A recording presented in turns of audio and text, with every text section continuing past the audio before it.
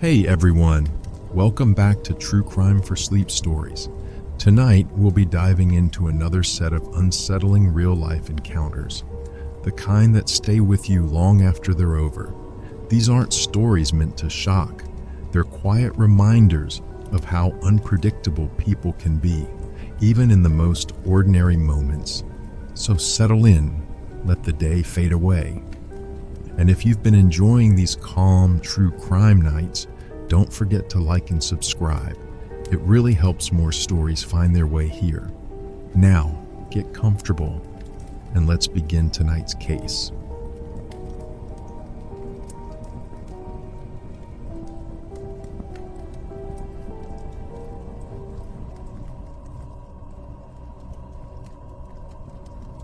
My name is Daniel Wright, and I was an Illinois State Police trooper for 34 years, working primarily the I-57 corridor between Chicago and southern Illinois.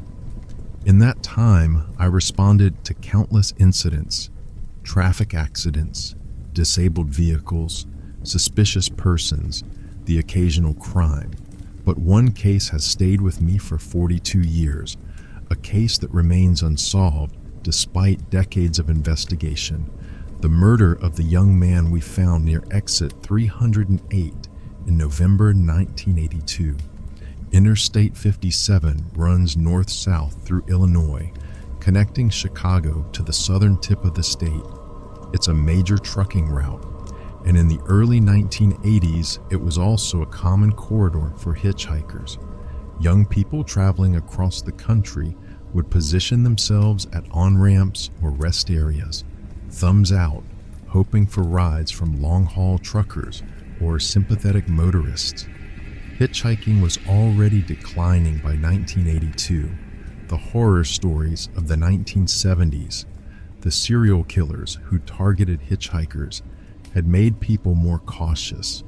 But it still happened, especially among young people who were broke, adventurous, or running from something. The call came in on November 9th, 1982, a Tuesday morning around 6:45 a.m. A trucker had pulled off at exit 308, about 10 miles south of Kankakee, to check his load. While walking around his trailer, he'd noticed something in the tall grass about 30 yards from the off-ramp. When he investigated, he found a body. I was on patrol nearby and responded immediately, arriving at the scene around 7 a.m. The trucker, a man named Vernon Mathis, who drove for a freight company out of Indianapolis, was visibly shaken. He led me to where he'd found the body. It was a young man, lying face up in the dead grass, about 30 yards from the pavement. He appeared to be in his early 20s, maybe 5'9" or 5'10", slender build with shoulder-length blonde hair. He was wearing a denim jacket over a flannel shirt, jeans, and worn hiking boots. No coat despite the November cold, which suggested he either hadn't been dressed appropriately for the weather or had lost his coat during whatever had happened to him. He'd been stabbed multiple times. I could see at least 5 or 6 wounds through his clothing, concentrated in his chest and abdomen. There was blood on his clothing and pooled beneath his body, but not as much as I would have expected from those injuries. That suggested he'd been killed elsewhere and dumped at this location. I secured the scene immediately and called for backup, the county coroner and crime scene investigators. While waiting, I examined the area without disturbing evidence. There were tire tracks in the grass near where the body lay. Someone had pulled off the road, possibly to dump the body, then driven back onto the interstate. The tracks weren't distinctive enough to identify a specific vehicle, but they suggested a car or light truck rather than a semi. There were also signs of a struggle, or at least movement. The grass was disturbed, scuffed, as if the body had been dragged a short distance from where the vehicle had parked to where it was found. The county sheriff's deputies arrived first, followed by the coroner and state police crime scene unit. We processed the scene methodically, photographing everything, collecting evidence, documenting the position of the body and the surrounding area. The victim had no identification on him, no wallet, no driver's license, no papers of any kind. His pockets were empty except for some loose change, maybe 75 cents in quarters and dimes. No keys, no photographs, nothing that would tell us who he was. His clothing was examined for labels or identifying information. The denim jacket was a Levi's, common brand sold everywhere. The flannel shirt was generic, no distinctive tags. The jeans were also Levi's. The boots were a popular hiking boot brand from the 1970s. Everything he wore could have been purchased at any department store or army surplus shop in the country. There was nothing unique or traceable. He had no tattoos, no obvious scars or birthmarks that might aid identification. His hands showed defensive wounds, cuts across his palms, and fingers consistent with trying to ward off a knife attack.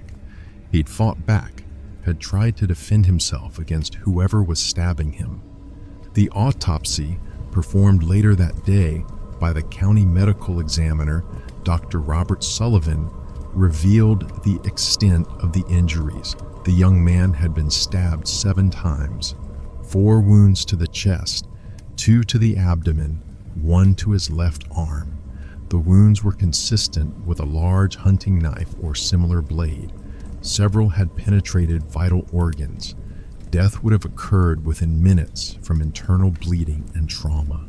The defensive wounds on his hands confirmed he'd been conscious and fighting during the attack. The lack of drugs or alcohol in his system suggested he'd been alert and aware. The contents of his stomach indicated he'd eaten a meal of what appeared to be fast food, hamburger, French fries, approximately 2 to 4 hours before death. Based on body temperature and rigor mortis, Dr. Sullivan estimated the time of death at somewhere between 10 p.m. Monday, November 8th and 2 a.m. Tuesday, November 9th, just hours before the body was discovered. The investigation began immediately. We canvassed truck stops and rest areas along I-57, asking if anyone had seen the victim or noticed anything suspicious. We checked with local police departments, asking if they'd had any incidents involving a young man matching his description. That's when witnesses started coming forward. A clerk at a truck stop about 40 miles north of where the body was found remembered seeing a young man matching the victim's description on Sunday afternoon, November 7th. He'd been in the restaurant area nursing a cup of coffee for over an hour, clearly waiting for something, probably hoping to find a ride. The clerk remembered him because of his long blonde hair, which was distinctive, and because he'd seemed nervous, kept looking out the windows at the parking lot. A trucker named Mike Patterson reported that he'd seen someone matching the victim's description hitchhiking near the I-57 on-ramp at Kankakee on Monday afternoon, November 8th. The young man had been standing with his thumb out, wearing a denim jacket, carrying a small backpack. Mike hadn't picked him up. He had a company policy against riders, but he remembered seeing him. Another witness, a woman named Janet Reynolds, who'd been driving south on I-57 Monday evening, reported seeing a young man matching the description walking along the shoulder of the interstate around 7 p.m., about 20 miles north of where the body was found. She'd considered stopping to offer help. It was dangerous to walk along the interstate, but had been too nervous to stop for a stranger. These sightings helped establish a timeline. The victim had been traveling south along I-57 on Monday, November 8th, trying to catch rides. At some point that evening, someone had picked him up, and sometime between 10 p.m. and 2 a.m., that person or persons had stabbed him to death and dumped his body near exit 308. We created composite sketches based on the victim's appearance and circulated them across Illinois and surrounding states. The sketches showed a young man in his early 20s with shoulder-length blonde hair, clean-shaven, with an angular face and what witnesses described as sad eyes. We also detailed his clothing in our bulletins: Levi's denim jacket, red and black flannel shirt, blue jeans, brown hiking boots. We hoped someone would recognize the combination of the description and the clothing and identify him, but nothing came back. No missing persons reports matched. No one came forward to claim him. It was as if this young man had materialized on I-57 without any connection to anyone, anywhere. We checked homeless shelters, youth services, Greyhound bus stations, anywhere a transient young man might have passed through. We showed his photograph, taken post-mortem but carefully composed to look as natural as possible, at bus stations, truck stops, diners along the I-57 corridor. A few people thought he looked vaguely familiar, but nobody could provide a name or concrete information. His fingerprints were sent to the FBI. No matches. He'd never been arrested, never been fingerprinted for military service or any official purpose. His dental records were documented and circulated to dentists throughout the Midwest. No matches came back. Either his dentist hadn't kept good records, or he'd never had regular dental care, or his records were in some location we couldn't access. The investigation looked at the nature of the crime. This was clearly a violent personal attack, 7 stab wounds, a close quarters fight. It wasn't a quick robbery. It was prolonged, vicious. That suggested either intense anger or a sadistic personality. We theorized several scenarios. Perhaps the victim had been picked up by someone who'd initially seemed friendly, who'd offered him a ride, and maybe food, that fast food meal in his stomach. At some point, the situation had turned violent. Maybe the driver had made unwanted sexual advances and the victim had refused. Maybe there'd been a robbery attempt and the victim had resisted. Maybe the killer was simply a predator who picked up vulnerable hitchhikers to murder them. We checked for similar crimes along I-57 and other interstate highways in the region. There had been a few cases of hitchhikers who'd been assaulted or killed, but none with the exact same characteristics. This didn't appear to be part of an obvious serial pattern, though we couldn't rule it out entirely. The small backpack that witnesses had seen the victim carrying was never found. Either the killer had kept it, or it had been discarded somewhere we never searched. That backpack might have contained identification, personal items, clues to who the victim was and where he'd come from.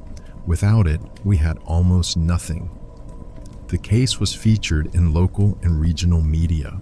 The Chicago Tribune ran a story with the composite sketch and description. Television news broadcasts in Illinois, Indiana, and Missouri showed the image and asked for public help. We received dozens of tips. People who thought the victim might be a missing relative, or someone they'd known in school, or a person they'd seen traveling. Each tip was investigated. Each one led nowhere. Either the person they thought it was turned out to be alive and accounted for, or the description didn't actually match when examined closely, or there was no way to verify the information. By early 1983, the active investigation had stalled. We'd exhausted our immediate leads, interviewed everyone who might have information, checked every reasonable avenue. The victim was buried in a Kankakee County cemetery in January 1983, in a plot donated by a local church. His headstone read, "Unknown man, found November 9th, 1982. Rest in peace." The case remained officially open, but without new evidence or information, there wasn't much to investigate. I continued to check on it periodically throughout my career, following up on occasional tips, comparing the victim against new missing persons reports. Nothing ever matched. Then in the late 1990s, DNA technology advanced enough that we could extract DNA from tissue samples preserved from the autopsy. The victim's DNA profile was created and entered into CODIS, the FBI's combined DNA index system, and other databases. We hoped it would match a missing person's profile or connect to some family member who'd submitted DNA looking for a missing relative. As of the time I retired in 2016, there'd been no matches. Either the victim's family had never submitted DNA for comparison, or he had no close family, or his family didn't know he was missing, or they were deceased. I'm 76 years old now, retired and living in Champaign, Illinois. I spent 34 years as a state trooper, worked hundreds of cases, helped a lot of people, but the unknown victim from exit 308 has stayed with me in a way few other cases have. I think about him regularly.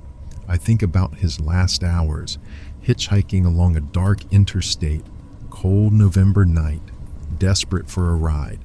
Someone stopped, offered to help. He got in the vehicle, probably relieved and grateful. Maybe they drove for a while, talked, seemed friendly. Then something changed. Maybe they pulled off at a rest area or a secluded spot. The attack began. He fought back. Those defensive wounds tell us he didn't give up easily, but he was overpowered. 7 stab wounds, left to die, then dumped near exit 308 like he was nothing. And the killer drove away, back onto I-57 and was never caught.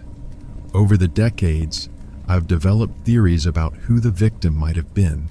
The long blonde hair, the hitchhiking, the lack of identification, all suggest someone young, possibly a runaway or a traveler without strong ties to home. Maybe he'd left a difficult family situation. Maybe he was drifting, looking for work or a fresh start. Maybe he was traveling to meet someone or just wandering without a clear destination. The fact that nobody reported him missing suggests either his family didn't know where he was and didn't realize anything was wrong, or he didn't have close family, or his family had reasons not to involve police. In the early 1980s especially, there were young people who disconnected from their families and were living on the margins of society. Some of them disappeared without anyone officially noticing. As for the killer, I believe it was someone who regularly drove I-57, possibly a trucker or someone whose work required frequent travel. The timing, late Monday night, hours before the body was discovered Tuesday morning, suggests someone who knew the area, who knew where to pull off, where to dump a body in a location that wouldn't be immediately discovered but would eventually be found. The viciousness of the attack suggests either a sadistic personality or extreme anger. The fact that the victim was stripped of identification and his backpack was taken suggests the killer wanted to prevent identification, wanted to make it harder to connect the victim to anything or anyone. That suggests premeditation, planning, someone who'd thought about how to get away with murder. This probably wasn't the killer's first violent crime, though I have no evidence to support that. Just decades of experience and instinct. Whoever killed that young man on November 8, 1982, has lived with that secret for 42 years. They might be dead now, having escaped justice, or they might still be alive, an elderly person carrying the memory of what they did. Either way, They were never caught, never held accountable. The case remains officially open with the Illinois State Police. The DNA profile exists in databases, waiting for a match. The case file is preserved, occasionally reviewed by cold case investigators. The victim's information is in missing persons databases. His composite sketch and description are in the NamUs system, National Missing and Unidentified Person System. Someday, maybe, genetic genealogy will identify him. Investigators will build a family tree from his DNA, trace relatives, and finally give him his name back. It's happened with other unidentified victims. There's no reason it can't happen here. And when it does, if it does, maybe we'll also find his killer. Maybe the DNA evidence preserved from the crime scene will match someone, or maybe identifying the victim will lead to information about who he was traveling with, who might have wanted to harm him. Maybe justice, however delayed, will eventually arrive. Until then, he rests in the Kankakee County Cemetery, his name unknown, his story unfinished. But he's not forgotten. I remember him. Other investigators who worked the case remember him. People who've heard his story remember him. He was real. He was a person who lived for probably 20 or so years, who had thoughts and feelings and hopes. He traveled along I-57 in November 1982, looking for a ride, and he encountered someone who took his life. He deserved better. He deserved to live, to reach whatever destination he was heading toward, to have a future. He deserved to be known, to be identified, to have people who loved him know what happened to him. I couldn't give him those things. I couldn't solve his case, couldn't catch his killer, couldn't even give him his name back. But I can remember him. I can tell his story. I can insist that he mattered, that his life had value, that his death deserves to be acknowledged. That's all I have left to offer. Memory, acknowledgement, and the hope that someday, somehow, he'll get his name back and his killer will be identified. It's not justice. Justice would have been catching the killer in 1982, preventing the murder in the first place. But it's something. And for a young man with long blonde hair who died on a cold November night in 1982, left in the grass beside Interstate 57, maybe being remembered is at least a start. He mattered, he was real, and he won't be forgotten, not as long as there are people who care about giving names back to the nameless and justice to the forgotten. That's my promise to him, and I'll keep it for whatever time I have left. Rest in peace, whoever you were. You deserved so much better than what you got.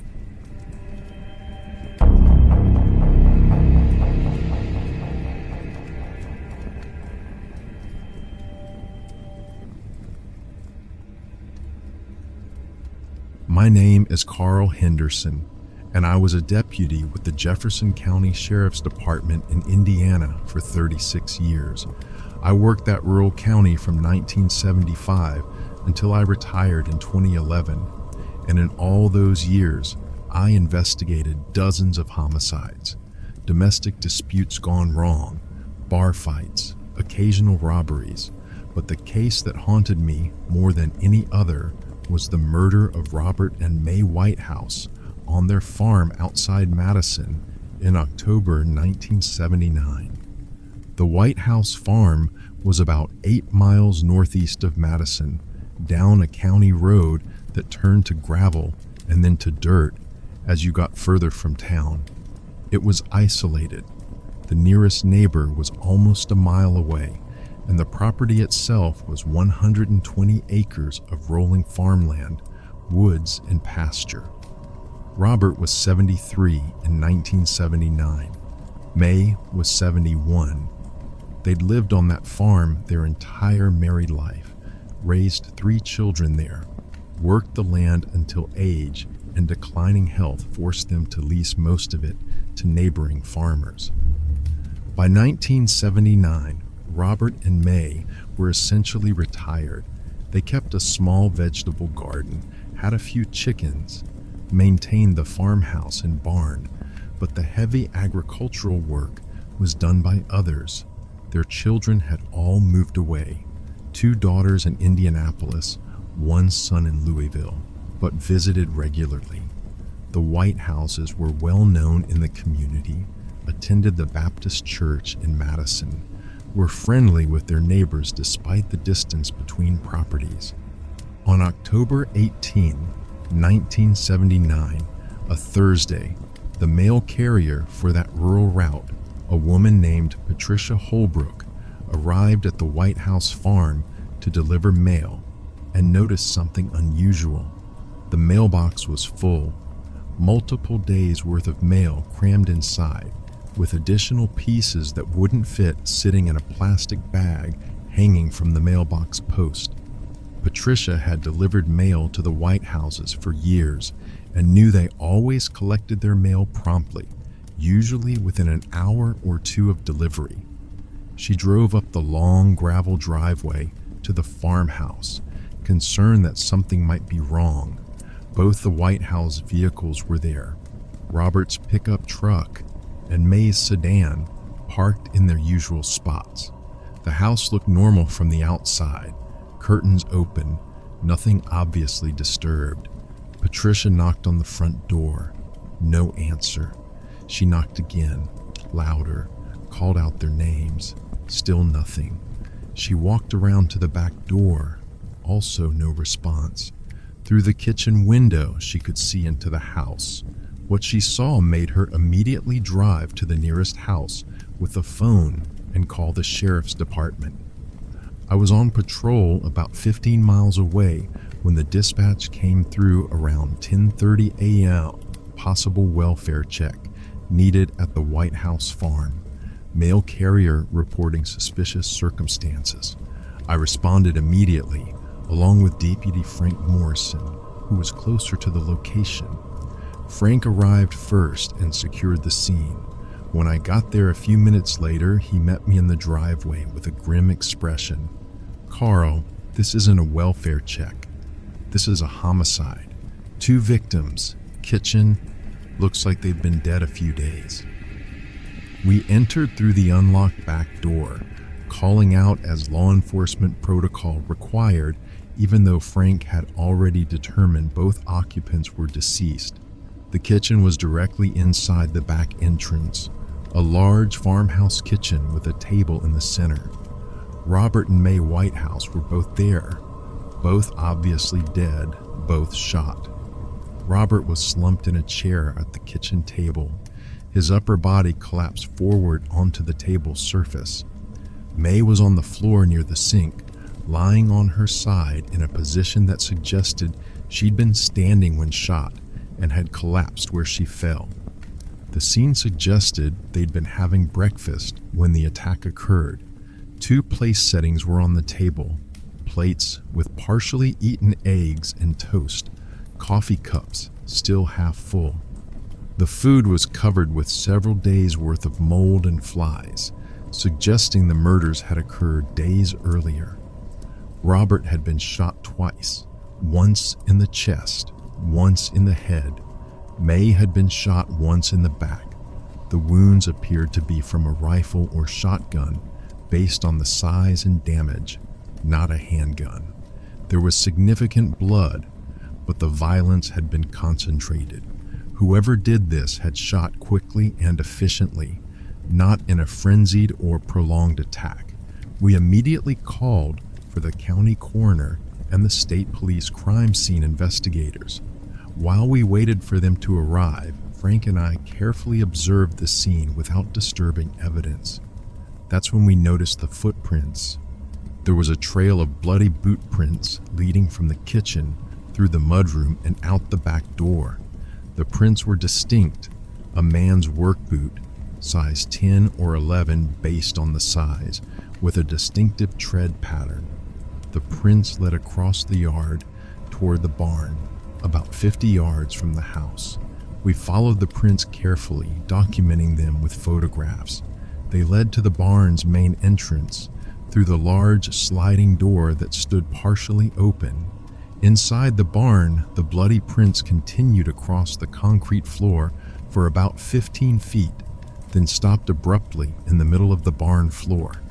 Just stopped, no prints leading back out, no indication of where the person had gone from that spot. The concrete was clean enough that prints should have been visible if someone had walked in any direction, but there were none. It was as if whoever left those prints had walked into the barn and then vanished. The crime scene investigators arrived around noon.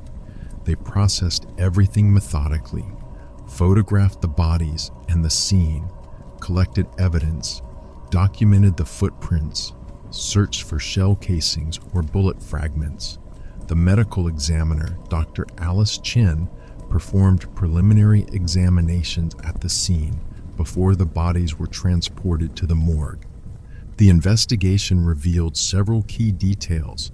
The time of death was estimated at 3 to 4 days prior to discovery, putting the murders sometime between Sunday, October 14th and Monday, October 15. Robert and May had last been seen at church on Sunday morning, October 14th. They'd seemed fine, in good spirits, had mentioned to several people they were looking forward to their granddaughter's birthday party the following weekend. The murder weapon was determined to be a rifle, probably .30, 30, or .308 caliber, based on the wounds and bullet fragments recovered. 3 shots fired, 3 hits. The shooter had been accurate and efficient. Nothing appeared to be stolen. May's purse was in the living room with about $80 in cash. Robert's wallet was in the bedroom with $60 in credit cards. May's jewelry, some of which was valuable, was in her jewelry box untouched. The house showed no signs of having been searched or ransacked. If robbery had been the motive, the killer hadn't taken anything obvious. The bloody boot print was analyzed. It was from a common work boot brand sold at farm supply stores throughout the Midwest. The tread pattern was distinctive enough to narrow it to a specific model, but that model had sold thousands of pairs over the years. The size was approximately 10.5, consistent with an average-sized adult male. Outside, near the barn, investigators found tire tracks. A vehicle had been parked in the grass about 20 yards from the barn entrance. The tire pattern and wheelbase suggested a pickup truck, probably from the mid-1970s, but the specific tire brand, a specialty all-terrain tire, was unusual. Local tire shops confirmed they'd never stocked that particular brand. It was sold primarily through distributors in the southeastern United States, not common in Indiana.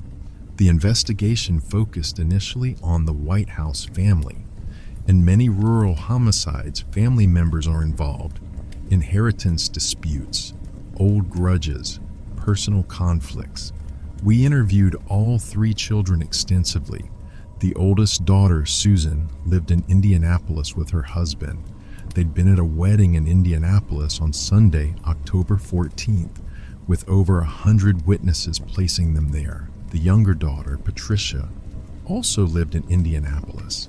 She'd been at work on Monday, October 15th, with time cards and co-workers confirming her presence. The son, Robert Jr., lived in Louisville. He'd been at his job, a factory foreman position, both Sunday and Monday, with payroll records and supervisors confirming he'd worked both days. All 3 had solid alibis. All 3 were cooperative with the investigation, provided financial records showing they had no urgent need for money, expressed genuine shock and grief at their parents' murders. Investigators found no evidence of family conflict, no disputes over inheritance, no motives that would lead any of the children to kill their parents. We expanded the investigation to neighbors, friends, business associates. The White Houses had been well liked, had no known enemies, no recent conflicts with anyone. They'd been retired for years, weren't involved in any contentious business dealings.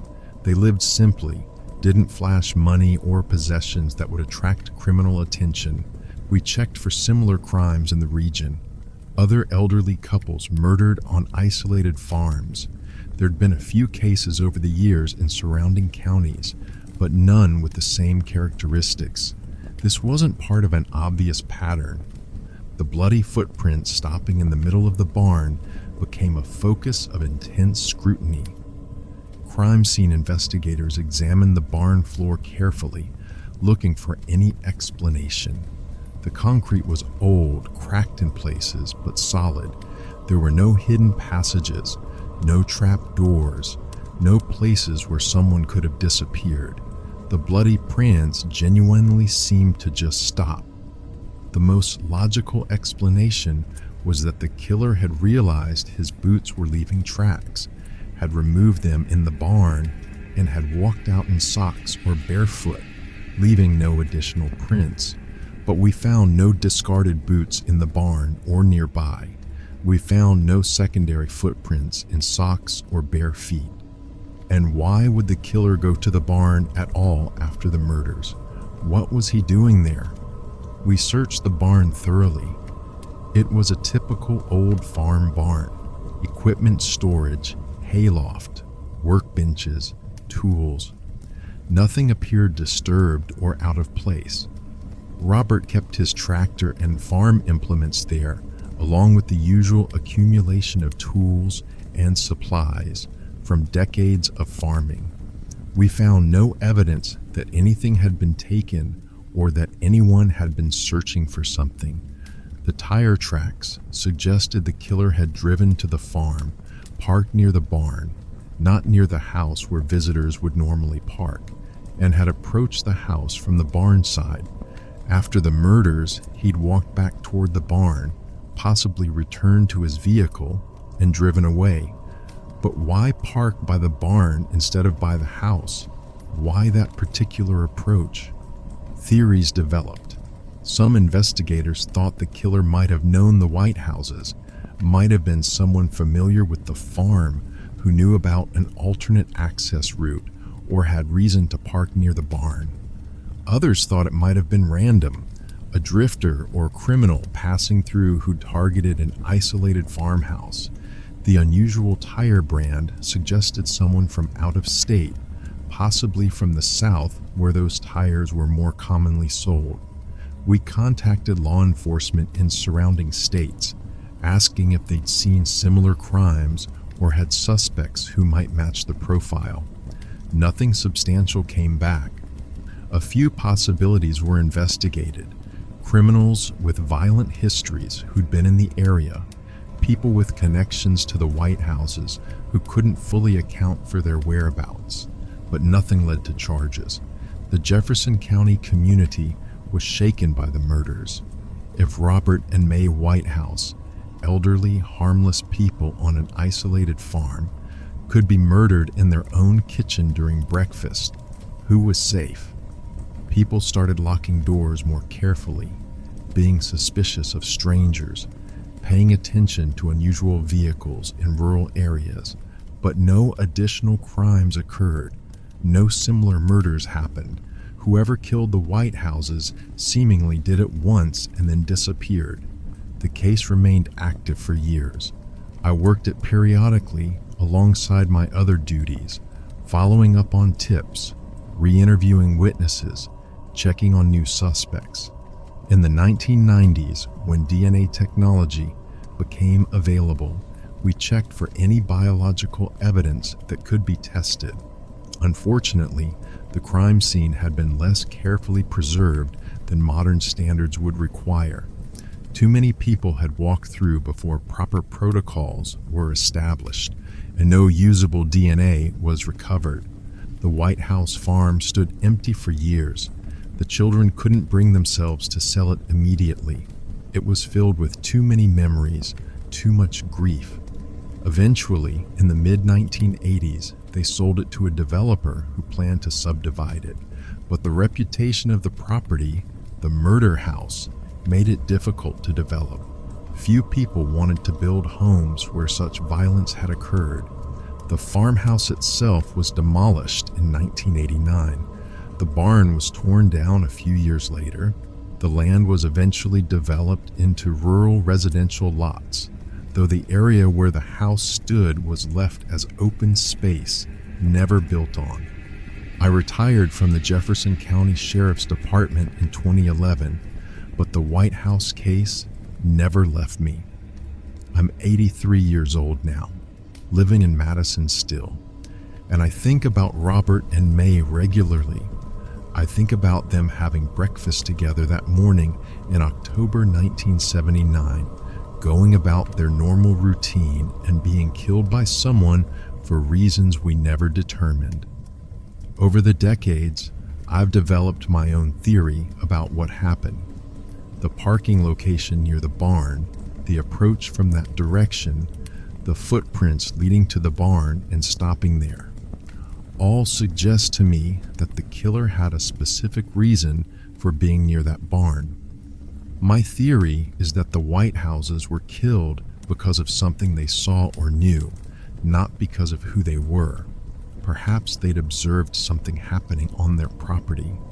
Drug trafficking, stolen goods being stored in their barn, some criminal activity using their isolated farm as a location. Perhaps they'd discovered it by chance. Perhaps they'd confronted someone about it. The killer parked by the barn because that's where the criminal activity was centered. He entered the house and killed the Whitehouses to eliminate them as witnesses. He walked back to the barn where those footprints stopped because he was checking on whatever criminal operation was based there or removing evidence of it. He then left in his truck, driving away and never returning. The unusual tire brand supports this theory. Someone involved in interstate criminal activity would be more likely to have specialty tires purchased out of state. The execution-style killings, quick, efficient, not personal or emotional, also suggest a criminal eliminating witnesses rather than someone with a personal grudge. That theory has problems. We found no evidence of criminal activity at the farm. No drugs, no stolen goods, no indication the barn had been used for anything illegal. The Whitehouses had never mentioned to anyone that they'd seen suspicious activity on their property. And if this was witness elimination, why not make it look like an accident or a robbery gone wrong? But it's the best explanation I've come up with that accounts for the specific details: the parking location, the footprints to the barn, the lack of theft despite the murders. The alternative is that the killer was simply a random violent criminal, that the Whitehouses were unfortunate victims of chance, and that the details I'm trying to interpret as meaningful are actually just random circumstances with no deeper significance. I don't like that explanation. It feels like giving up, like admitting the universe is random and senseless. But after 45 years, I have to acknowledge it might be the truth. What I know for certain is that Robert and May Whitehouse deserve better. They were good people who'd lived quiet, productive lives.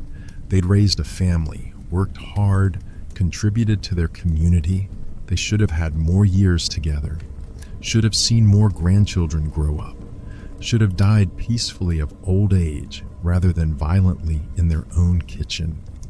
The case remains officially unsolved and open with the Jefferson County Sheriff's Department. The file is extensive, hundreds of pages of reports, interviews, photographs, evidence analyses. A detective reviews it periodically, especially when new information comes in or when cases with potential connections surface elsewhere. But realistically, after 45 years, the chances of solving it are minimal. The killer, if still alive, is probably in his 70s or 80s now. Physical evidence has degraded. Witnesses' memories have faded. The best opportunity to solve the case was in the days and weeks immediately after the murders, and we couldn't do it then. Robert and May are buried in the Madison Cemetery, side by side, their shared headstone bearing their names and dates. I visit occasionally, especially on the anniversary of when they were found. I stand there and silently apologize for not catching whoever did this to them, for not bringing them the justice they deserved. Their children are all still alive, now elderly themselves. Susan, the oldest, must be in her late 70s. They've lived their whole lives with the knowledge that their parents were murdered and the killer was never caught. That burden has shaped their lives, influenced their children and grandchildren. The ripple effects of that October morning in 1979 have extended across decades and generations. That's what unsolved murders do. They create wounds that never fully heal. There's no closure, no ending to the story, just an open question that echoes through the years. I wish I could give the White House family answers. I wish I could give Robert and May justice, but I can't. All I can do is remember them, honor their memory, and ensure their story isn't forgotten. They mattered. Their lives had value.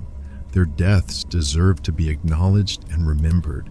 And as long as there are people like me who work the case and still care about it, they won't be completely forgotten. That's my final promise to Robert and May Whitehouse, that they'll be remembered, that their case will remain open, and that if any new information ever emerges, someone will be there to follow up on it. It's not justice, not closure, but it's what I have to give. And for two elderly people who were killed during breakfast on an October morning in 1979, maybe being remembered is at least something. It's all I have left to offer, and I'll offer it for as long as I live. Robert and May, you deserved so much better. I'm sorry we couldn't give you justice, but you're not forgotten. You never will be.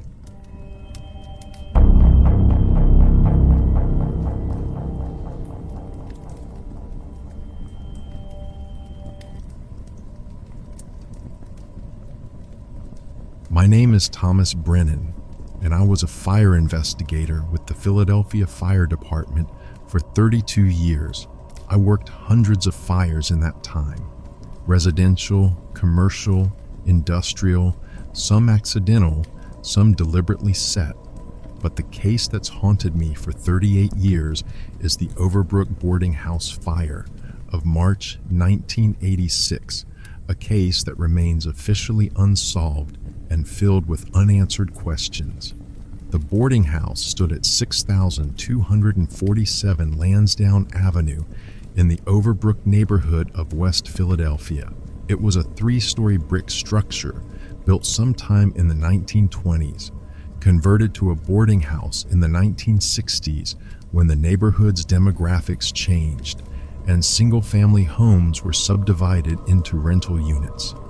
By 1986, it was owned by a man named Walter Simmons, who lived elsewhere and hired a property manager to handle the day-to-day operations. The building housed about 15 to 18 people at any given time, mostly working-class individuals, some elderly, some with substance abuse or mental health issues, people who were one step above homelessness but not quite stable enough for conventional housing. The rent was cheap, the rooms were small, and the building was in poor repair, but it provided shelter for people who had limited options.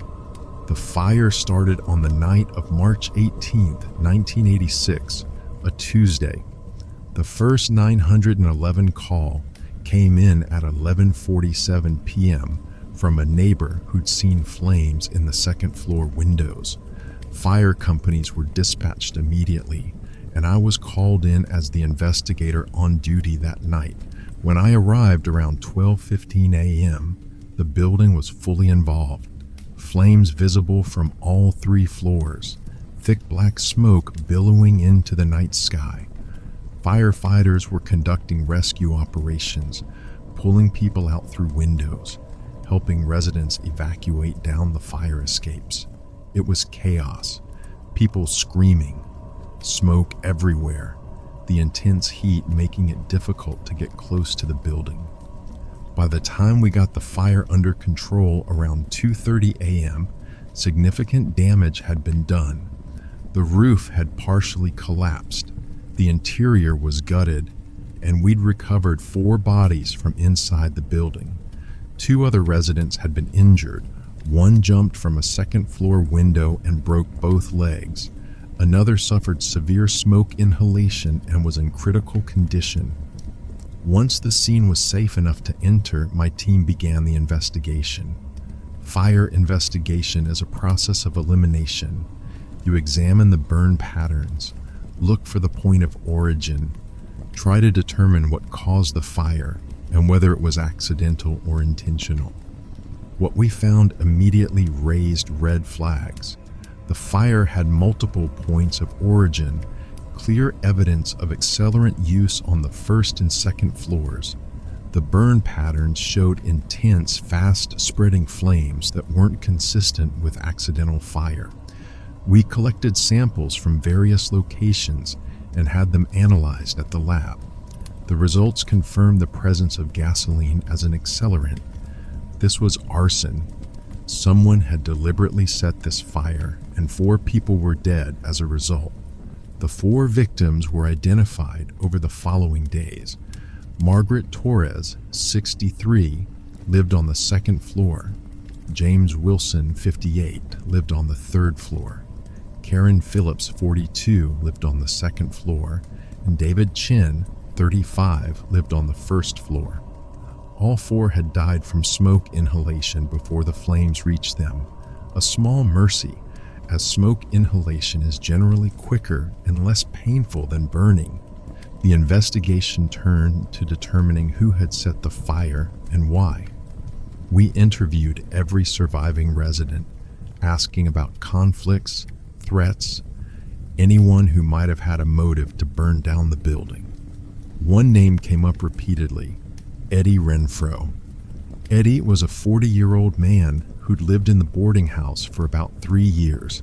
He worked as a janitor at a nearby office building, kept mostly to himself, had a reputation for being difficult. Several residents mentioned that Eddie had been having disputes with the property manager over rent. He'd been late multiple times, had been threatened with eviction, had gotten into heated arguments about the conditions of the building. Most significantly, Eddie hadn't been seen since the night of the fire. His room on the first floor was one of the areas where accelerant had been detected, and when we interviewed the other residents, several said they'd last seen Eddie around 11 p.m. that night, about 45 minutes before the fire started. Eddie became our primary suspect. The Philadelphia Police Department issued a warrant for his arrest on charges of arson and 4 counts of homicide. His photograph was circulated to law enforcement agencies across the region. We checked his known associates, his workplace, his family, trying to find where he might have fled. But Eddie had seemingly vanished. He didn't show up at his job. He didn't contact family members. He didn't use his bank account or try to access any resources we could trace. It was as if he disappeared the same night as the fire. Then, about 3 weeks after the fire, during the final stages of debris removal from the site, one of the demolition workers found something. Buried in the rubble of what had been the first floor hallway, near where Eddie's room was located, was a severely burned wallet. The wallet was leather, charred black, but not completely destroyed. Inside were remnants of identification cards, credit cards, badly damaged, but with enough remaining to identify them as belonging to Eddie Renfro. There was also about $30 in partially burned bills. That discovery complicated everything. If Eddie had fled after setting the fire, why was his wallet in the building? Why would he leave behind identification and money? The most logical explanation was that Eddie hadn't fled at all. He died in the fire, and his body had been destroyed or was buried somewhere in the rubble we hadn't yet fully excavated. We conducted additional searches of the debris, specifically looking for human remains we might have missed. The fire had been intense enough that remains could have been reduced to bone fragments, especially if a body had been in one of the areas where accelerant was used and the fire burned hottest. We found nothing conclusive. There were some bone fragments, but forensic analysis determined they were from small animals, probably rats or cats that had been in the building. We found no evidence of a fifth human victim. So where was Eddie Renfro? Was he dead, his body somehow completely destroyed or missed in our searches? Or had he survived, fled, and dropped his wallet during the chaos? The investigation took another turn when witnesses came forward claiming to have seen Eddie after the fire. A man named Jerome Watson, who'd also lived in the boarding house but had survived the fire, told police he'd seen Eddie walking down Lansdowne Avenue around 1 a.m., hours after the fire started. Jerome had been taken to the hospital for smoke inhalation, but before the ambulance left, he'd looked back at the scene and swore he saw Eddie standing on the corner, watching the fire burn. A woman named Sarah Mitchell, who worked at a convenience store about 6 blocks from the boarding house, reported that a man matching Eddie's description had come into her store around 2 a.m. that same night. He'd purchased cigarettes and a bottle of water, paid cash, and left without saying much. She'd remembered it because he'd seemed agitated. His clothes had smelled like smoke, and she'd wondered if he'd been near the fire. A third witness, a taxi driver named Marcus Thompson, claimed he'd picked up a man matching Eddie's description near Overbrook around 3 a.m. and had driven him to North Philadelphia. The man had been quiet, had paid cash, hadn't given a name. Marcus hadn't thought anything of it until he saw Eddie's photo in the newspaper weeks later and realized it might have been him.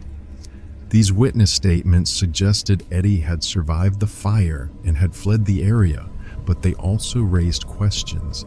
If Eddie had fled, why hadn't we found any trace of him since? He had no car, no significant resources, no obvious place to hide. Someone with his profile, a working-class janitor with limited education and no criminal sophistication, shouldn't have been able to disappear so completely. The investigation stalled. We had strong evidence of arson. We had a suspect who disappeared under suspicious circumstances. We had conflicting information about whether that suspect was alive or dead, and we had 4 dead victims whose families demanded justice. The case was presented to the district attorney's office, but without Eddie Renfro in custody, without being able to prove definitively whether he was alive or dead, and without concrete evidence linking him to the arson beyond circumstantial factors, prosecution was impossible. The case was eventually classified as undetermined cause, suspect unknown, a bureaucratic way of saying we knew it was arson. We had a prime suspect, but we couldn't prove it and couldn't locate him. I continued investigating Eddie Renfro's disappearance for years after the fire. I checked periodically for any sign he'd surfaced: employment records, tax filings, arrests, anything that would indicate he was alive. I also checked Jane and John Doe cases, unidentified remains found in Philadelphia and surrounding areas, wondering if Eddie had died shortly after the fire and his body had been discovered without being connected to this case. Nothing ever came up. Eddie Renfro had vanished as completely as if he'd never existed. I retired from the Philadelphia Fire Department in 2018 after 32 years. I'm 78 years old now, living in the suburbs outside Philadelphia, and the Overbrook boarding house fire remains one of the few major cases from my career that was never resolved. Over the decades, I've developed theories about what really happened that night in March 1986. The most straightforward theory is that Eddie Renfro did set the fire, probably in a rage over his rent disputes and threatened eviction. He doused gasoline in multiple locations, lit it, and fled. The wallet found in the rubble had either been dropped accidentally during the fire setting or had been planted deliberately to make it look like he died, throwing off the investigation. The witness sightings of Eddie after the fire support this theory. He fled to North Philadelphia or another area, lived under the radar, possibly using a false identity or living entirely off the grid. People can disappear in a city like Philadelphia if they're willing to live marginally, working cash jobs, staying in abandoned buildings, or with transient populations, avoiding any interaction with official systems. But that theory has problems. Eddie wasn't sophisticated or experienced in criminal activity. His record showed a few minor arrests, public intoxication, disorderly conduct, but nothing suggesting the ability to successfully evade police for decades. And if he was alive somewhere, why not come forward years later when the heat had died down, when he might have negotiated a plea deal or at least ended the uncertainty? The alternative theory is darker. Eddie didn't set the fire at all. Someone else did, perhaps someone else from the boarding house who had their own grievances, or an outside party with a motive we never uncovered. That person killed Eddie first or during the fire, and his body was destroyed completely, either burned beyond recognition in one of the hottest areas of the fire or removed from the scene and disposed of elsewhere. The wallet being found in the rubble could have been deliberate, placed there after Eddie was killed to implicate him in the arson and make it look like he died trying to escape his own crime. The witness sightings of Eddie after the fire could have been mistaken identity, people seeing someone who resembled Eddie in the chaos and confusion of that night. This theory makes Eddie a victim rather than a perpetrator, but without his body, without additional evidence, it's impossible to prove. There's also the possibility that the fire was set by someone else entirely for reasons unrelated to Eddie. Insurance fraud by the building owner, revenge by someone we never identified, an accident that looked like arson due to the presence of gasoline stored improperly in the building. Eddie's disappearance could have been coincidental, or he could have fled because he feared being blamed even though he was innocent. I don't know which theory is correct. After 38 years, I've accepted I'll probably never know. What I do know is that 4 people died in that fire: Margaret Torres, James Wilson, Karen Phillips, and David Chin. They were all vulnerable people living in marginal circumstances, and they died because someone set their home on fire. They deserved justice, and they never got it. The families of those victims, some of whom I stayed in contact with for years after the fire, lived with the frustration of knowing their loved ones were murdered, but the killer was never caught. Margaret's daughter, James's brother, Karen's mother, David's sister, all of them wanted answers, wanted accountability, wanted to know why their family member had died. I couldn't give them those answers. I could only tell them that we'd investigated thoroughly. We'd done everything we could, and the evidence just didn't lead us to a definitive conclusion. The site where the boarding house stood is now a vacant lot, overgrown with weeds. The property was never redeveloped. The stigma of the fire, the deaths, made it unmarketable. It sits empty, a memorial of sorts to the people who died there. Though there's no actual marker or acknowledgement of what happened, the case remains officially open with the Philadelphia Police Department and the Fire Marshal's office. Eddie Renfro is still listed as a person of interest, with a warrant still active for his arrest. If he's alive, he'd be 78 years old now, the same age as me. If he's been living under a false identity all these years, he's done it successfully enough that decades of investigation never found him. More likely, I think Eddie Renfro is dead. Either he died in the fire and we somehow missed his remains, or he died shortly afterward and his body was never identified, or he died years ago of natural causes under a false identity and was buried anonymously somewhere. Either way, he's probably beyond earthly justice now. That's the frustrating reality of unsolved cases. Sometimes, despite your best efforts, despite thorough investigation and following every lead, you just don't get resolution. The bad guys get away, or the truth remains hidden, or the evidence just isn't there to prove what happened. But the victims deserve to be remembered. Margaret, James, Karen, and David were real people with real lives. They weren't perfect. They were struggling with their own challenges, living in difficult circumstances, but they didn't deserve to die in a fire. They deserved to live, to have the chance to improve their situations, to have more time with their families. And Eddie Renfro, wherever he is, whatever happened to him, was also a real person. If he set that fire, he committed a terrible crime and should have faced justice.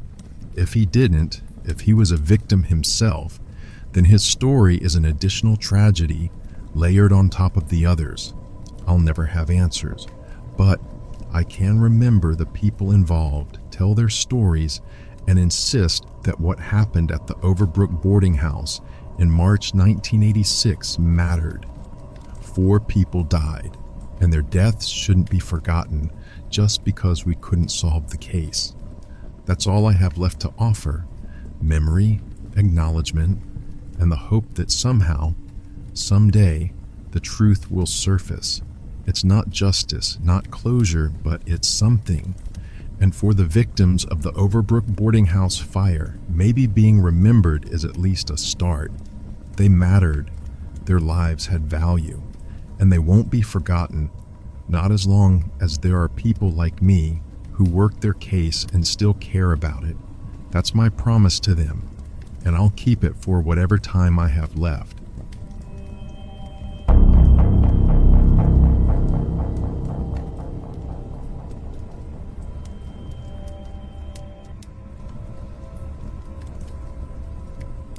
My name is Robert Caldwell, and I was a deputy with the Cape Girardeau County Sheriff's Department in Missouri for 36 years.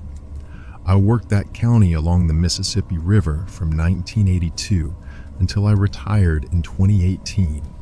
And in that time, I investigated hundreds of cases: thefts, assaults, domestics, the occasional homicide. But nothing in my career compares to what we called the Rivertown Vanishings of 1988, a series of disappearances that terrified our community and remain unsolved to this day. Cape Girardeau sits on the western bank of the Mississippi River in southeastern Missouri, a town of about 35,000 people in 1988, serving as a regional hub for the surrounding rural counties. The Mississippi is a constant presence, massive, powerful, nearly a mile wide at that point. It's beautiful, but also dangerous. The currents are treacherous. The water is cold even in summer, and people drown in it every year. The first disappearance occurred on July 12, 1988, a Tuesday evening. A fisherman named Dale Patterson, 43 years old, had told his wife he was going night fishing at the Red Star Access Ramp, a popular boat launch about 5 miles south of Cape Girardeau.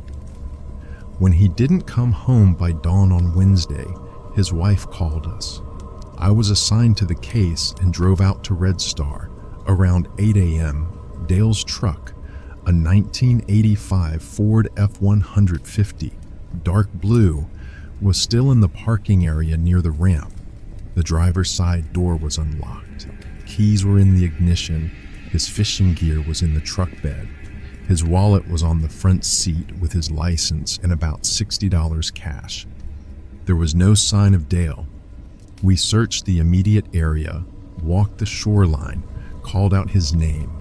We found his fishing rod set up on the bank about 30 yards from the parking area. Line still in the water, but no Dale. The initial assumption was that Dale had fallen into the river while fishing. Maybe he'd lost his footing on the muddy bank. Maybe he'd had a medical emergency and stumbled into the water. The Mississippi is unforgiving. If you fall in, especially at night, the current can carry you downstream for miles before you surface. We conducted a water search. The Missouri State Water Patrol brought in boats and divers. They searched the area around Red Star and downstream for several miles. The river was high that July, the water murky and fast-moving. Diving conditions were terrible, visibility near zero, strong currents making it dangerous for the divers. They found nothing. No body, no additional evidence, no sign of Dale Patterson. We investigated other possibilities. Had Dale been despondent, possibly suicidal? His wife said no. He'd been in good spirits, looking forward to retirement in a few years, had no financial or health problems. Had there been foul play?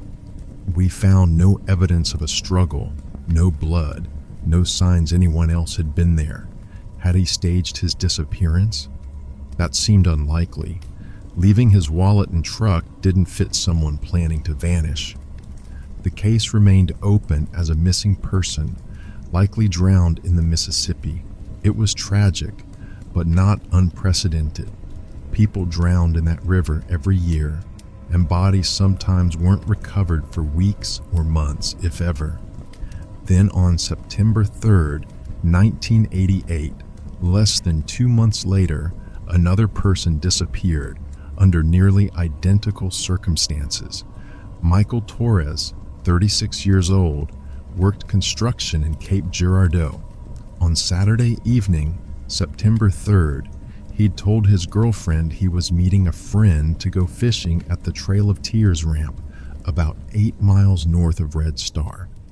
When he didn't come home by Sunday morning, his girlfriend called us. I responded again, this time with a sense of déjà vu. Michael's vehicle, a 1983 Chevrolet pickup, white, was parked at Trail of Tears, keys in the ignition, wallet on the seat, fishing gear in the truck bed. No sign of Michael. We searched the area, found his fishing gear set up on the bank, but no Michael. We called in the Water Patrol again. They conducted another extensive search. Again, nothing. 2 disappearances in 2 months, both at boat ramps along the Mississippi, both with vehicles left behind with keys inside, both experienced fishermen who knew the river. It was starting to look like more than coincidence, but we still had no evidence of foul play. The simplest explanation was that both men had accidentally drowned. The river conditions that summer had been dangerous. High water, strong currents. Even experienced people could make fatal mistakes. Then came the 3rd disappearance, and everything changed. On November 18th, 1988, a Wednesday evening, 17-year-old Jennifer Kaufman told her parents she was going to visit a friend in town. When she didn't come home by her 10 p.m. curfew, her parents tried calling the friend. Jennifer had never arrived there. We issued an immediate alert. A missing teenager was treated differently than missing adults. We checked with Jennifer's friends, her boyfriend, her school. Nobody had seen her after she'd left her house around 7 p.m. Around midnight, a state trooper doing a routine patrol found Jennifer's car, a 1985 Honda Civic Red, parked at the Fruitland boat ramp about 12 miles south of Cape Girardeau. Keys were in the ignition. Her purse was on the passenger seat with her wallet and ID. There was no sign of Jennifer. A 17-year-old girl had no reason to be at a boat ramp at night. She wasn't a fisherman, had no boat, had no connection to the river that we could determine. Her being there made no sense, unless someone had forced her there. Now we had 3 disappearances at 3 different boat ramps along a 10-mile stretch of the Mississippi, all with vehicles left behind, all with no bodies recovered. This wasn't a series of accidents. This was something else. The investigation intensified immediately. The FBI was contacted. Potential serial crimes involving abduction fell under their jurisdiction. A task force was formed combining the Cape Girardeau County Sheriff's Department, Cape Girardeau Police Department, Missouri State Highway Patrol, and FBI agents from the St. Louis Field Office. We re-examined all 3 disappearances, looking for connections. Dale Patterson, Michael Torres, and Jennifer Kaufman didn't know each other. They lived in different parts of the county, worked different jobs, moved in different social circles. The only connection was the boat ramps in the river. We investigated each victim's background thoroughly. Dale was happily married, stable employment, no enemies. Michael had no criminal record, no known conflicts. Jennifer was a high school senior, good student, well-liked, no indication of running away or being involved in anything dangerous. We interviewed everyone who'd been at those boat ramps around the times of the disappearances. Fishermen, boaters, people who lived near the ramps. Most reported seeing nothing unusual, but one witness stood out. A local fisherman named Vernon Hughes, 72 years old, who fished the Mississippi regularly, mentioned that over the past several months, he'd noticed an unmarked white van frequenting the boat ramps at night. He'd seen it multiple times at different locations: Red Star, Trail of Tears, Fruitland. It would pull in, park for a while, sometimes with the interior lights on as if someone was inside, then leave. Vernon couldn't provide a license plate number or a detailed description beyond white van, full size, maybe Ford or Chevy, no windows in the back. He'd assumed it was fishermen or someone who worked nights and stopped to rest by the river. He hadn't thought it was suspicious until the disappearances became public knowledge. We immediately searched for white vans matching that description. We checked registration records for Cape Girardeau County and surrounding counties. We found dozens of white vans, delivery vehicles, work vans, personal vehicles. We investigated each one, interviewed the owners, checked their whereabouts during the times of the disappearances. Nothing connected any of them to the cases. Every white van owner had legitimate reasons for having the vehicle and alibis for the relevant times. Either Vernon's white van wasn't registered locally, or it was registered under a false name or business, or Vernon had been mistaken about what he'd seen. The dive searches continued. We brought in specialized equipment, side scan sonar, anything that might help locate bodies in the murky Mississippi. We searched miles of river, checked areas where bodies typically snagged on debris or washed ashore. We found nothing. In December 1988, about a month after Jennifer's disappearance, a fisherman found something unusual on a sandbar about 15 miles downstream from where Michael Torres had vanished. It was a wristwatch, men's style, still ticking despite having been in the river. The serial number was traced to a watch sold at a jewelry store in Cape Girardeau. The purchase records showed it had been bought by Michael Torres's girlfriend as a birthday gift for Michael 3 years earlier. Michael's girlfriend confirmed it was his watch. She recognized the inscription on the back, "Love always, Rosa." That watch being found 15 miles downstream suggested Michael had indeed gone into the river, but it didn't explain how or why, and it didn't help us find his body or the bodies of Dale and Jennifer. The FBI profile suggested we were looking for someone familiar with the area, probably local, who used the boat ramps either for legitimate purposes, fishing, boating, or had scouted them as isolated locations where he could abduct victims. The profile suggested the perpetrator might be a white male in his 30s or 40s, possibly living alone, with access to a vehicle that could transport victims. The theory was that this person would approach victims at boat ramps, maybe offering help, maybe using some pretext to gain trust, then abduct them, kill them, and dispose of their bodies in the river.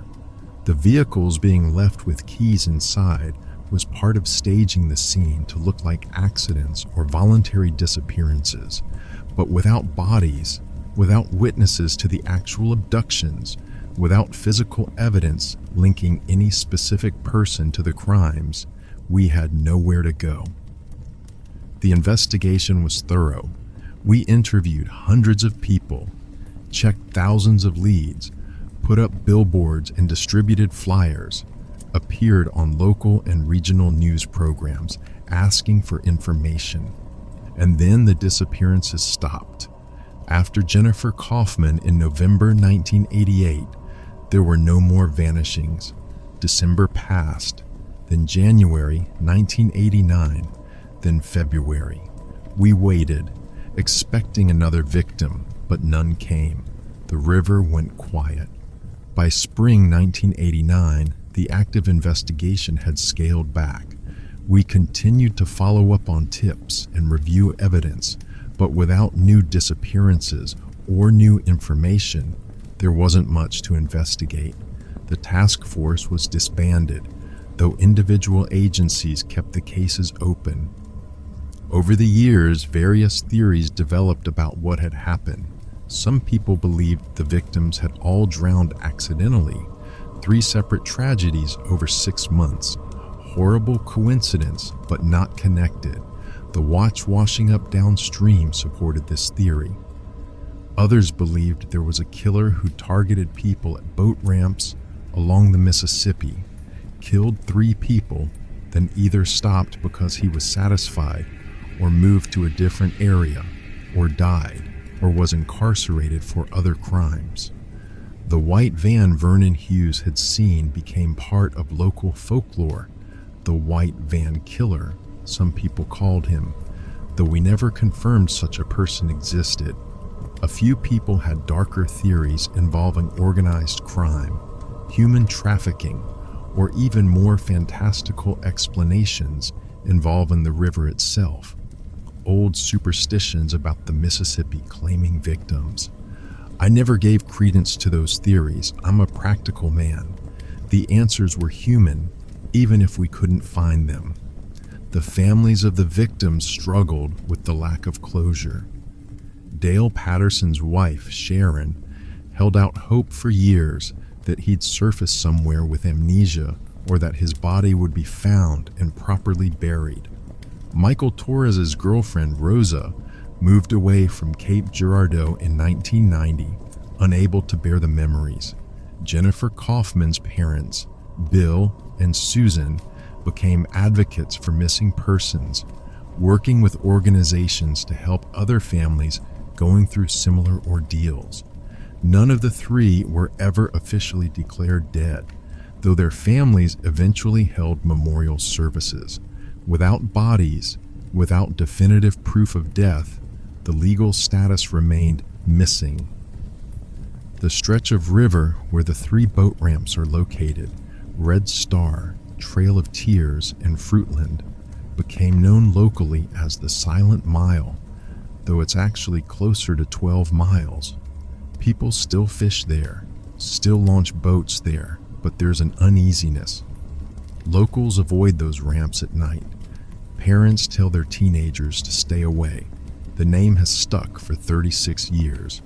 I retired from the Cape Girardeau County Sheriff's Department in 2018 after 36 years. I'm 80 years old now, living in Cape Girardeau still, and the Rivertown vanishings remain the most frustrating case of my career. 3 people vanished, and I never found out what happened to them. Over the decades, I've developed my own theory. I believe the disappearances were connected, that someone deliberately targeted those 3 people. The circumstances were too similar, the time frame too concentrated, the locations too close together for it to be coincidence. I believe the perpetrator used the boat ramps as hunting grounds, isolated locations where people were alone and vulnerable. He'd watch, wait for the right opportunity, then approach under some pretext. Maybe he claimed to need help with his boat, or offered help to his victims, or used some other ruse to get close to them. Once he had them isolated, he'd abduct them, probably using a weapon to force compliance. He'd put them in his vehicle, possibly that white van Vernon Hughes saw, and take them somewhere else. He'd kill them, weight their bodies, and dump them in the Mississippi far from where they'd been taken, in deep water where they'd never surface. The vehicles left behind with keys inside were deliberately staged to make it look like the victims had gone into the water from those locations, sending searchers to the wrong areas while the bodies were actually miles away. The fact that the disappearances stopped after Jennifer Kaufman suggests something changed for the perpetrator. Maybe he was scared off by the intense investigation, the FBI involvement, the media attention. Maybe he moved to a different area and continued killing elsewhere. Maybe he was arrested for an unrelated crime and went to prison. Maybe he died. I don't know which explanation is correct. What I know is that Dale Patterson, Michael Torres, and Jennifer Kaufman were real people who deserved better than what happened to them. Dale should have caught fish that July night and gone home to his wife. Michael should have met his friend and enjoyed a Saturday on the river. Jennifer should have visited her friend and come home by curfew. Instead, they vanished, leaving families with decades of unanswered questions and grief that never quite heals. The cases remain officially open. DNA technology has advanced significantly since 1988, but without bodies or physical evidence, there's nothing to test. The Missouri Missing Persons Clearinghouse maintains records on all 3 victims. Their photographs and information are in national databases. If their bodies are ever found, if the river eventually gives them up, or if someone discovers remains while fishing or hiking along the shore, we have dental records and DNA from family members ready for comparison.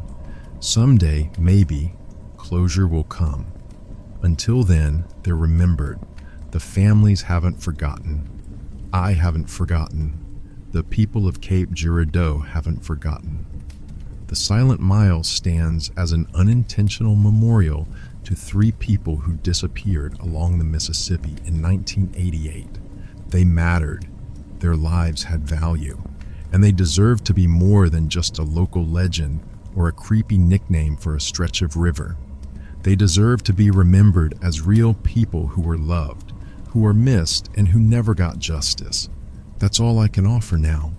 Memory, acknowledgement, and the hope that someday, somehow, the river or time or chance will reveal what happened to Dale Patterson, Michael Torres, and Jennifer Kaufman. It's not justice, not closure, but it's something. And for 3 people who walked to the river's edge in 1988 and never came home, maybe being remembered is at least a start. They won't be forgotten. That's my promise to them, and I'll keep it for whatever time I have left. The Silent Mile remembers, and so do I.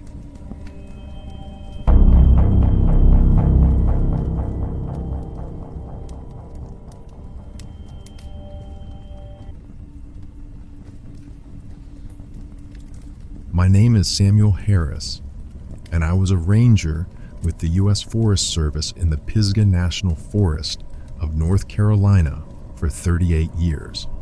I worked those mountains from 1972 until I retired in 2010, and in that time, I responded to hundreds of search and rescue operations, lost hikers, injured climbers, hunters who'd gotten turned around in the wilderness. Most of those stories had happy endings. A few didn't, but the case that stayed with me longer than any other is Mark Ellison, who disappeared over Memorial Day weekend in 1975.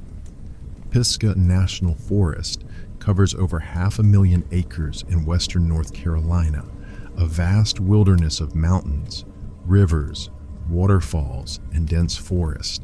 It's beautiful country, but also demanding. The terrain is steep and rugged, the weather unpredictable, and it's easy to get disoriented if you're not experienced. We always emphasize to visitors, respect the wilderness, stay on marked trails, let someone know your plans. Mark Ellison was 22 years old, a junior at North Carolina State University in Raleigh, studying environmental science. According to his roommate, who we interviewed later, Mark was an experienced outdoorsman. He'd grown up hiking and camping with his father, knew how to navigate, knew wilderness safety. He'd been planning a solo camping trip to Pisgah over Memorial Day weekend, May 24, 26, 1975, wanting some solitude before final exams. Mark had told his roommate he'd be camping near Devil's Fork, a remote area in the northern section of the forest, accessed by Forest Service roads and hiking trails. Devil's Fork got its name from the way 3 small creeks converge there, forming a distinctive fork pattern on maps. It was a beautiful area, with good camping spots near the water but isolated. Cell phones didn't exist in 1975, so once you were out there, you were truly on your own. Mark left Raleigh on Friday morning, May 23rd, planning to return Tuesday, May 27th. When he didn't show up by Tuesday evening, his roommate assumed he'd extended his trip or gotten delayed. But when Mark didn't appear for an exam on Wednesday, May 28th, and still wasn't answering at his apartment, the roommate called Mark's parents in Charlotte. They called us. I was part of the initial search team that hiked into Devil's Fork on Thursday, May 29th. We found Mark's campsite fairly easily. He'd registered his plans with the ranger station, as we always encourage people to do, and had marked on a map approximately where he'd be camping. The campsite was on a small clearing about 200 yards from where the 3 creeks converged, sheltered by tall pines and surrounded by mountain laurel. What struck me immediately was how orderly everything was. Mark's tent was properly pitched and staked, the rain fly secured. Inside, his sleeping bag was unrolled but didn't appear slept in. It was still neat, not rumpled the way it would be if someone had spent a night in it. His camping stove was set up outside the tent along with cooking supplies, but nothing appeared to have been cooked recently. Most tellingly, his food cooler was sitting beside the tent, still sealed shut with the bungee cords, exactly as you'd secure it to keep animals out. Inside were provisions for several days, sandwich materials, canned goods, dried fruit, granola bars, all untouched. Mark's hiking boots were outside the tent, positioned neatly as if he'd taken them off before entering, but we couldn't find any other footwear, which suggested he'd either been barefoot or wearing socks when he left the campsite. His wallet was in the tent with his ID and about $60. His car keys were there. A paperback novel was bookmarked halfway through. His fishing rod was leaning against a tree, line still strung. Everything suggested someone who'd set up camp, intended to stay, and then simply walked away. We searched the immediate area thoroughly, calling Mark's name, looking for any sign of him or indication of what might have happened. We checked the creeks. The water was running, but not dangerously high. We looked for signs of animal activity. Bears occasionally cause problems, but there was no evidence of a bear encounter. We searched for footprints leading away from the camp.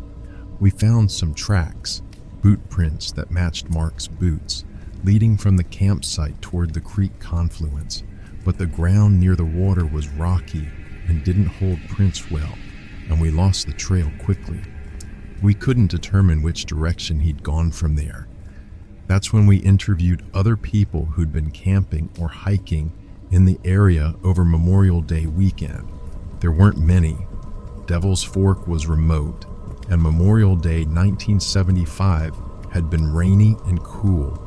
Not ideal camping weather, but we found 3 people who provided information. A couple, Jim and Sandra Patterson, had been camping about a mile south of Mark's site. They'd heard shouting sometime around midnight on Saturday, May 24th.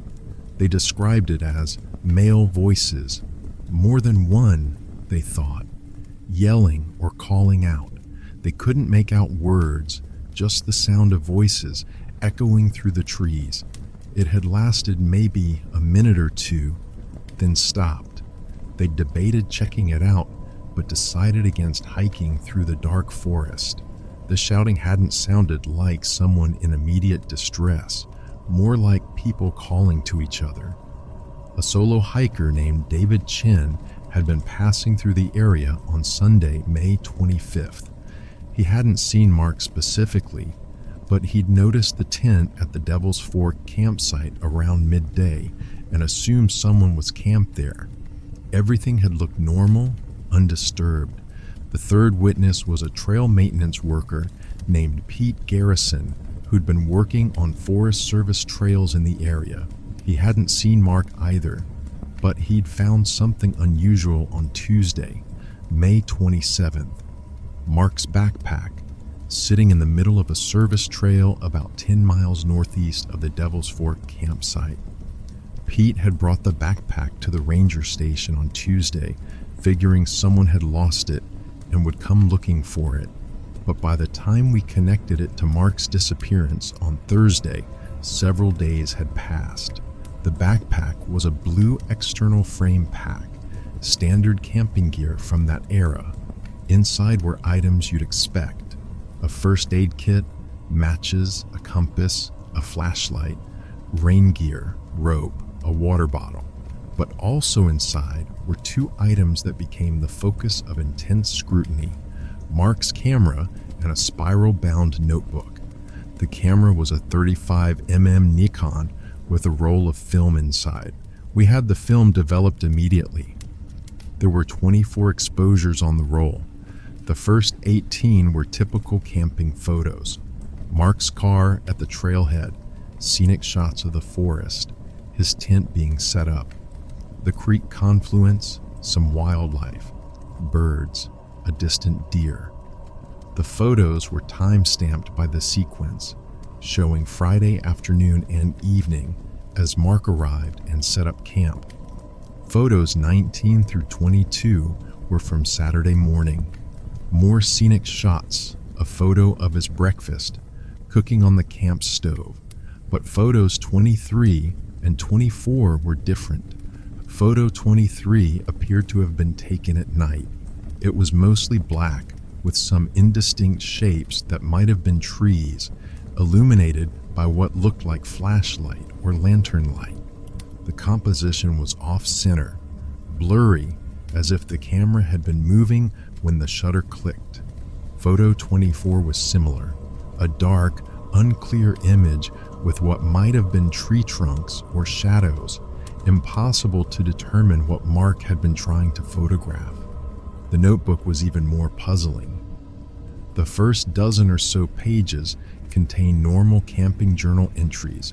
Mark had written about his drive to Pisgah, his hike to the campsite, observations about the weather in the forest, plans for fishing and hiking. The writing was neat, organized, thoughtful, but the last several pages, probably written Saturday night or Sunday based on the sequence, were different. The handwriting was messier, more rushed, and the entries were fragmentary, almost stream of consciousness. They were outside the light, couldn't see faces, calling but no words I understood. Don't follow the creek, goes wrong direction. Markers don't match the map. 3 times now, always just after dark, watching from tree line. Need to document but camera won't focus right. Too dark. They move before flash. Don't follow the creek. That phrase, don't follow the creek, appeared multiple times, underlined heavily in some places. The final entry was just a few words, written larger and more emphatically than the rest. Going to find the trail, sunrise, can't stay. And that was it. The notebook ended mid-thought, as if Mark had stopped writing suddenly and never returned to it. Those notebook entries and the strange final photographs created an atmosphere of unease around the investigation. People started speculating about what Mark had experienced in those woods. Had he encountered other people? Had there been some confrontation? Had he seen something that frightened him? The search intensified. We brought in additional rangers, search and rescue volunteers, tracking dogs. We combed the area around Devil's Fork, following every trail, checking every ravine and hollow, searching along the creeks and through the dense forest. We expanded the search radius to cover the 10 miles between Mark's campsite and where his backpack had been found. The dogs tracked Mark's scent from the campsite northeast toward the service trail where the backpack was found, but the trail was inconsistent, sometimes strong, sometimes lost entirely. It suggested Mark had been moving erratically, possibly off trail, possibly doubling back on himself. We found no other physical evidence, no clothing, no equipment, no signs of a struggle or accident. The forest had simply swallowed him. The investigation looked into various possibilities. Had Mark encountered other people in the woods who'd harmed him? The shouting heard by the Pattersons around midnight Saturday suggested there might have been others in the area, but we couldn't identify who they might have been. Nobody else had registered camping plans for Devil's Fork that weekend. No suspicious individuals were reported. Had Mark become disoriented or lost? That seemed unlikely for someone with his experience, and his compass and map were in his backpack. He'd had navigation tools available, but the notebook entries about markers don't match the map and don't follow the creek suggested he'd been confused about his location or the terrain. Had he had some kind of psychological break? The fragmentary, almost paranoid tone of the later notebook entries suggested something had distressed him significantly, but Mark had no history of mental health issues. His family and friends described him as stable, rational, not prone to anxiety or paranoia. Had he encountered something dangerous, an animal, a natural hazard? We found no evidence of that. The area had black bears, but encounters resulting in harm were rare, and there were no signs of bear activity at his campsite. The search continued through June, gradually scaling back as weeks passed without finding any trace of Mark. By July, it was officially a recovery operation rather than a rescue. Nobody believed Mark could have survived 2 months in the forest without supplies. Mark's parents were devastated. His father, who taught Mark to love the outdoors, blamed himself for encouraging his son's independence and solo camping. His mother struggled with the lack of closure, the not knowing what had happened. The university held a memorial service in August 1975, though Mark's legal status remained missing rather than deceased. Over the years, the case took on a life of its own in local folklore. The notebook entries, with their cryptic warnings and references to things outside the light, fueled speculation about supernatural encounters, about Mark having seen something inexplicable in those woods. The name Devil's Fork added to the mystique, and people started telling stories about the area being haunted or cursed. I never believed any of that. I'm a practical man, a career ranger who spent decades in those mountains. I don't believe in supernatural explanations when natural ones are available. But I also never came up with a fully satisfying natural explanation for what happened to Mark Ellison. I retired in 2010, but I've continued to think about Mark's case. I'm 81 years old now, living in Brevard, North Carolina, not far from Pisgah. I hike those trails occasionally still, and I've been back to Devil's Fork several times over the years, always hoping to spot something we missed, some clue that would finally explain what happened. My best theory, developed over decades of thinking about it, is this. Mark did encounter other people in the woods that weekend. The shouting heard around midnight Saturday was real, not imagined. Perhaps it was poachers or people engaged in some illegal activity. Marijuana growing was common in remote areas of the forest in the 1970s, and people protecting their crops could be dangerous. Mark, hearing or seeing these people, became concerned. Maybe he photographed them. Those dark, unclear final photos might have been attempts to document what he was seeing. Maybe he wrote about them in his notebook, disguising what he'd encountered with vague language in case the notebook was read by the wrong people. By Sunday, Mark decided to leave. He packed his backpack with essentials, but left most of his gear at the campsite, either planning to return for it or deciding it wasn't worth the risk of going back to pack everything. He set out on the service trails, trying to hike out to safety, but he was intercepted. The people he'd encountered found him on the trail, confronted him, possibly killed him to prevent him from reporting what he'd seen. They took his body somewhere it wouldn't be found, buried it, concealed it in a remote location, maybe weighted it in a deep pool of one of the creeks. They left his backpack on the trail, maybe deliberately, maybe accidentally.